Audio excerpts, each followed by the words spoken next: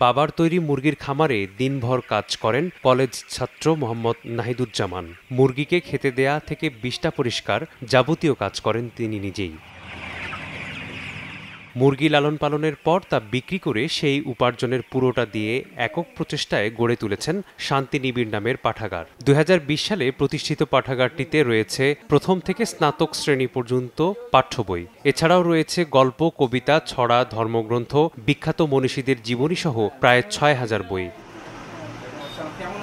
শিক্ষার্থীদের জন্য পাঠাগারটিতে বসে বই পড়ার পাশাপাশি বাসায় নিয়ে গিয়ে পড়ার ব্যবস্থাও রয়েছে। পড়া শেষে আবার বই ফেরতও দিয়ে যায় শিক্ষার্থীরা।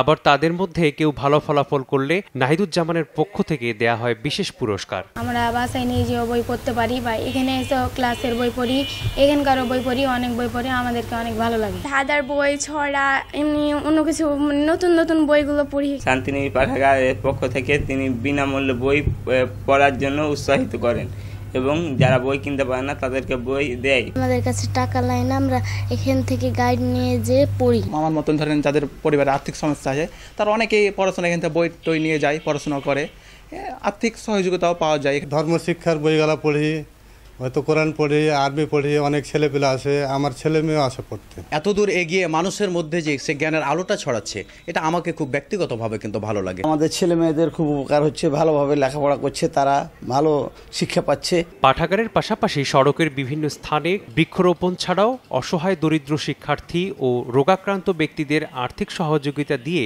পাশে থাকেন তিনি। শুধু মানসিক শান্তি পেতে ও শিক্ষার আলো ছড়িয়ে দিতেই এমন কাজ করছেন বলে জানান নাহিদুজ্জামান। বিনামূল্যে বই দিই, গাইড দিই, সেখান থেকে তারা শিক্ষা নিয়ে ভালো রেজাল্ট করবে। আমাকে যখন তারা শুনি A+ কেউ রেজাল্ট করেছে, তখন আমার মনটা ভরে যায়। এবং অনেক সময় বিয়ের এতে যায় মানুষের দেখি টাকার সমস্যা হয়ে যায়, সে সময় সেখানে আমাদের সহযোগিতা থাকে। আমার জীবনের ইচ্ছা আছে আমি যতদিন বাঁচবো এই যে মানুষের পাশে থেকে কাজ করে আমার শেষ নিঃশ্বাসটা ত্যাগ করতে চাই। আর মানুষের যতটা আমি ভালোবাসা পাই এটাতে আমি মুগ্ধ, আর কিছু আমার দরকার নাই। এমন মানবিক কাজের কারণে স্থানীয় প্রশাসন বিভিন্ন সময়ে পুরস্কৃত করেছে নাহিদুজ্জামানকে। আমরা উপজেলা প্রশাসন চাই এ ধরনের উদ্যোগ মানুষ গ্রহণ করুক, ব্যক্তিগতভাবে হোক, প্রাতিষ্ঠানিকভাবে হোক।